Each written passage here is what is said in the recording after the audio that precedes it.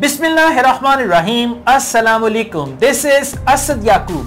अस्सलाम वालेकुम। This is Shamaila नजम। और हम दोनों का ताल्लुक लाहौर पाकिस्तान से है। यहाँ पे मैं आइल्ट्स पढ़ाता हूँ और ये जो है ये देखती रहती हैं कि मैं कैसे आइल्ट्स पढ़ा रहा हूँ। Okay, anyways guys, welcome back once again to Asad Yaqub and Shamaila Najam videos. और इस वीडियो में हम उर्दू में, हिंदी में आपको आइल्ट्स की कोचिंग जो है वो देने जा रहे हैं। शमाइला के कुछ क्वेश्चंस हैं और हमारे जो कमेंट करने वाले लोग हैं, हमारे जो सब्सक्राइबर हैं, उनमें से कुछ सब्सक्राइबर्स को बड़ी जोर से ये क्वेश्चन आए हुए थे। शमाइला ने क्वेश्चंस को पढ़ा। कुछ क्वेश्चंस ऐसे हैं जो फ्रीक्वेंटली आस्क्ड क्वेश्चंस भी हैं, तो अब इसमें मैं उनका आंसर करूंगा। हाँ जी।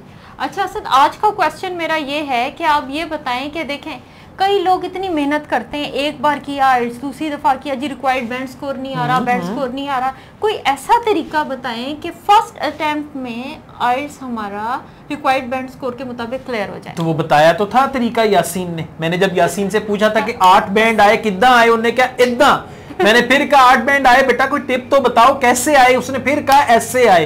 तो ये चुटकी बजाएं तो आपका रिक्वायर्ड बैंड आ जाएगा। अगर यासीन के 8 बैंड स्कोर आ सकता है तो आपका क्यों नहीं आ सकता? अगर यासीन का 8 बैंड आ सकता है तो फिर तो मैं खुदकुशी कर लूंगा। ऑलराइट, देखिए मेरी बात सुनिए। हम में से बहुत सारे लोगों को आइल्ट्स करने की जल्दी मची होती है। आई एम सॉरी टू से, मैं ये कहने जा रहा हूं कि बहुत सारे लोगों को बड़ी जोर से आइल्ट्स आया होता है। वो बस जनाब आएंगे ऐसे, मैं तो अगले हफ्ते पेपर दे रहा हूं, मैं तो 15 दिन बाद पेपर दे रहा हूं, मेरे तो अंकल ने ये कर दिया, मेरी तो बाजी ये कह रही है, मेरी तो सिस्टर ये कह रही है कि जल्दी से बस तुम आइल्ट्स कर लो। एक खातून का फोन आया, कहती मेरा सारा कुछ तैयार है, जहाज की टिकट तक का मैंने ऑर्डर करने वाली हूं, बस आइल्ट्स रहेगा। मैं कहा बीबी आइल्ट्स फर्स्ट स्टेप है, तेरा सारा कुछ कैंसिल होगा जो तू करन नहीं है। ठीक है, तो पहली बात तो ये है कि आइल्ट्स करने में जल्दी ना मचाएं।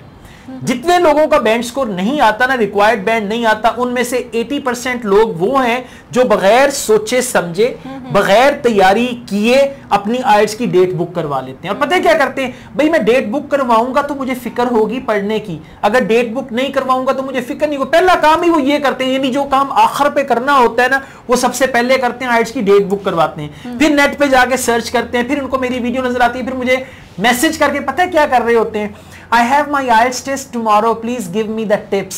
और मैं सिर्फ एक टिप देता हूं, पता है क्या, ऑल द बेस्ट। हाँ, तो फिर अब देखो ना, एक दिन पहले मैं तुम्हें क्या टिप दे सकता हूं, मैं आपको क्या बता सकता हूं। तो सबसे पहली बात यह है कि आइल्ट्स में जल्दी ना मचाएं, एक बात। दूसरी बात यह कि आइल्ट्स का जो आपने टेस्ट देना है, आपने ये देखना है कि आपके टारगेट बैंड में और आपके प्रेजेंट लेवल में डिस्टेंस कितना है। अच्छा, कुछ डिस्टेंसेस ऐसे हैं जो लॉजिकली और मतलब पॉसिबल हैं, कुछ डिस्टेंसेस ऐसे हैं जो पॉसिबल नहीं है। अगर तो आप वो डिस्टेंस फर्स्ट करें, आपका प्रेजेंट लेवल है 5 बैंड, आपका लिसनिंग में 5 बैंड आ रहा है, आपका रीडिंग में 5 बैंड आ रहा है, स्पीकिंग भी आपकी 5 बैंड वाली है, राइटिंग भी आपकी 5 बैंड वाली है। कोई आपसे पूछता है आपका कितना बैंड स्कोर रिक्वायर्ड है, भाई आपको कम से कम 8 तो आना चाहिए। भाई कम से कम 8, तू सारियां 9 बैंडा ही ले जा, 10 ले जा, बैंडा छड़ ही ना किसी वास्ते, सारियां बैंडा तो कल्ले नहीं ले जानी है। नहीं मतलब देखिए ना, आप खुद सोचें कि आप 5 बैंड पे खड़े हो और आप चाह रहे हो कि 8 बैंड आए, कोई चमत्कार नहीं हो सकता। और फिर लोगों का ना दिल दुखता है, लोग हर्ट होते हैं जब मैं उनको मैं पता है क्यों इनकार करता हूं, जब तक उनको रियलाइज होगा ना कि मेरा 5 से 8 नहीं आ सकता, जब तक उनको खुद रियलाइज होगा तब तक उनका 1 लाख रुपया लग चुका होगा।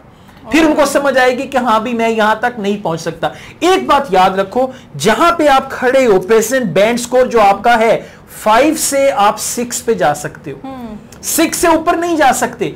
से क्या होगा, 6.5 पे चले जाओगे, इससे आगे नहीं जा सकते। अच्छा, कुछ लोग मुझे कहते हैं अच्छा अगर मैं आपसे 2 महीने पढ़ूं तो मेरा 5 से 6 हो जाएगा, अगर मैं 4 माह दूं तो 6 से 7 हो जाएगा।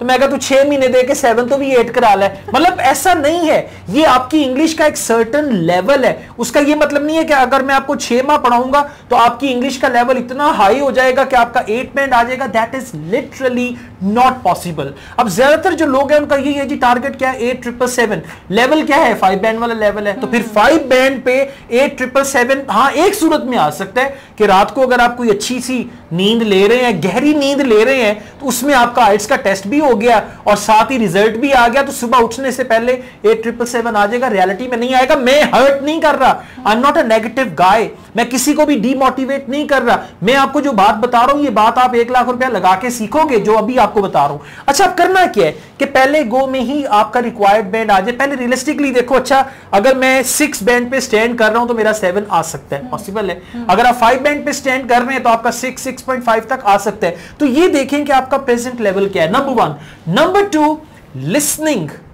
सबसे पहले जो भी आपका टारगेट बैंड है, उस टारगेट बैंड को लिसनिंग में अचीव कर लो, और फिर करते करते आप आ जाओ रीडिंग पे, फिर रीडिंग के बाद आप आ जाओ राइटिंग पे, फिर एंड पे आप आ जाओ स्पीकिंग पे। अब क्या है, लिसनिंग में एक टारगेट बैंड अचीव नहीं हो रहा, रीडिंग में टारगेट बैंड अचीव नहीं हो रहा आपसे, तो इसका मतलब है कि आप वहां तक पहुंच ही नहीं सकते। अब अगर मेरा टारगेट है 8777, मैंने सबसे पहले लिसनिंग के टेस्ट शुरू किए, कोई 15-20 दिन मैंने लिसनिंग इतनी की कि मेरे 35, 37 एवरेज आंसर ठीक होने लग गए। इसका मतलब है लिसनिंग में मैंने 8 अचीव कर लिया। अब रह गए 3, 7।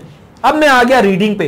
रीडिंग मैंने स्टार्ट की, मेरा 5 बैंड बन रहा है, 5.5 बन रहा है, 6 बन रहा है। मैंने असद याकूब की वीडियोस देखी, मैंने शमाइला जी की वीडियोस देखी, तो मेरा बैंड स्कोर थोड़ा बेहतर हो गया। रीडिंग में मेरा 7 बैंड एवरेज आना शुरू हो गया। अब एक 8 अचीव कर लिया, एक 7 अचीव कर लिया। अब आ जाओ आप राइटिंग पे। अब राइटिंग में देखो कि किस तरह से आप 7 बैंड वाले एसेस को पढ़ो, रिपोर्ट्स को पढ़ो, लेटर्स को पढ़ो। तो ये तरीकाकार है। अब यहां पे 8 आ नहीं रहा, आप यहां पे पहुंच जाते हो, आप यहां पे पहुंच जाते हो, तो फिर नहीं होगा, और फिर आपका कभी भी बैंड स्कोर नहीं आ। मेरे कई स्टूडेंट्स हैं जिनका टारगेट बैंड पहली दफा में ही आ गया।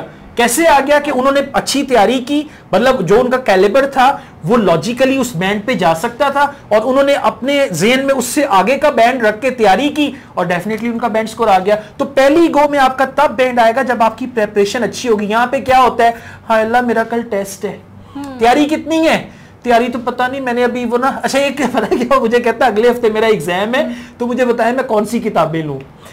मेरा दिल चाह मैं इसका गला दबा दूं। अगले हफ्ते तेरा एग्जाम है और मुझसे पूछ रहा है व्हाट्सएप पे मैसेज करके कि मैं कौन सी किताबें लूं। तो ऐसे थोड़ी होता है, मतलब जिन लोगों का रिक्वायर्ड बैंड नहीं आ रहा ना, अगर आप गौर से उस बंदे को शीशे के सामने खड़ा कर दे तो उसको पता चलेगा कि पीछे रीजन क्या है बैंड ना आने की। आप लोग खुद अपने रास्ते की बहुत बड़ी रुकावट बने हुए हो। तो बैंड स्कोर तब आएगा जब आप प्रैक्टिस टेस्ट में टारगेट बैंड को अचीव करेंगे।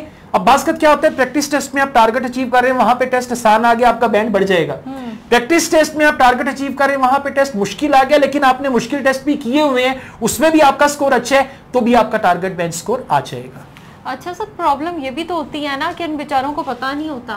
अब जो इनको कहते हैं जाके तुमने टेस्ट क्लियर करना है, बस एक टेस्ट ही देना होता है, बताते हैं ऐसे हैं कि जी बस एक आइल्स का टेस्ट क्लियर करना और आ जाना, ऐसे ही है वो। नहीं, जिसकी वजह से लोगों को, जिनको पता ही नहीं है कि आइल्स है क्या, वो हमारे पास वो नहीं, एक स्टूडेंट आया था, कहता मेरे अंकल ने कहा मैं तुम्हें कनाडा बुलवा लूंगा, मसला ही कोई नहीं है बेटा, तैयारी कर ले, सामान बन ले, बक्सा लाया, बस तू आइल्स 8 बैंडा लेनी है। और उसको लगा आइल्स में 8 एक नंबर है, 1 2 3 4 दूनी 8, ठीक है, 2 चौके 8, उसको लगा वो 8 एक नंबर है। आया, हाँ जी सर आइल्स करना है मैंने, जी बेटा आपके रिक्वायर्ड बैंड क्या है, सिर्फ 8 चाहिए मुझे। अंकल ने कहा तू 8 बैंड ले आ जा। मैं कहा अभी तुझे बताता हूँ 8 बैंड होता क्या है। जब लिसनिंग का टेस्ट किया 4 बैंड आया ना, तो कहता अच्छा ऐ करना पवेगा। एक्चुअली अंकल ने कहा था मत ही आ, हाँ मत, वो यही करते हैं, बाहर वाले बड़े सियाने हैं, तानू ट्रक दी बत्ती दे मगर ला देंगे, लगा रहा है बेटा 8 बैंड कर लो, मैं तुम्हें अभी बुला लूंगा, मैंने तो तुम्हारे लिए कमरे का भी बंदोबस्त कर लिया था। पता होता है आना नहीं है, उनको पक्का पता। और उसको ही कहते हैं, यानी जिसकी इंग्लिश अच्छी है ना उसको आइल्स नहीं कहेंगे, उसको कहेंगे बेटा यहाँ के हालात अच्छे नहीं है। जिसकी इंग्लिश पैथेटिक है ना, कहेंगे नोंजी टल जाना है, तो वो फिर बंदा यही कहता है कि मैं फिर ना ही समझा। तो आप अपना जो है अच्छी तरह से तैयारी करें और फिर पेपर दें, जो आपको टिप्स दी हैं उस पर अमल करें। लिसनिंग 8 चाहिए तो पहले लिसनिंग का 8 अचीव करो, फिर जाओ रीडिंग पे, फिर रीडिंग में 7 अचीव करो, फिर उसके बाद जाएं राइटिंग पे, फिर उसके बाद जाएं स्पीकिंग पे, और इंशाल्लाह आपका 8777 आ जाएगा। Thank you very much. अगर आपको ये वीडियो पसंद आई हो और हम लोग भी आपको पसंद आए हो तो हमारे इस वीडियो को लाइक करें, इस वीडियो पे कमेंट भी करें, क्योंकि आपके कमेंट शमाइला पढ़ेंगी। अगर कोई क्वेश्चन है तो वो क्वेश्चन भी करें, हम उस क्वेश्चन पे आपके लिए आपके नाम के साथ वीडियो बनाने की कोशिश भी करेंगे। इसके अलावा मेरा एक और चैनल है असद याकूब आयल्स, उसको भी सब्सक्राइब करें। एंड उसके अलावा अगर आप असद याकूब से क्लासेस लेना चाहते हैं, आइल्स की तैयारी करना चाहते हैं, वो आपको बताएंगे आपका रिक्वायरमेंट स्कोर आएगा कि नहीं। ठीक है, इस नंबर पे आप राब्ता कर सकते हैं डेफिनेटली। और ऑनलाइन क्लासेस में हम कोई गारंटी नहीं देते, हम तैयारी करवाते हैं आपको, आपके कैलिबर से लेके 1 बैंड 1.5 बैंड ऊपर तक ले आते हैं, जो भी आपका रिक्वायर्ड बैंड होता है वहां तक। इसके अलावा मेरा फेसबुक का पेज है असद याकूब आयल्स, उस पेज को लाइक करें। Thank you very much. इसी तरह से हंसते मुस्कुराते रहें, जिंदगी को एंजॉय करें, आयल्स का टारगेट अचीव करें और फिर जाएं, जा सिमरन जा, जी ले अपनी जिंदगी, फिर वो होना चाहिए आप लोगों के लिए। ठीक है, thank you very much, take care, अल्लाह हाफिज। खुदा हाफिज।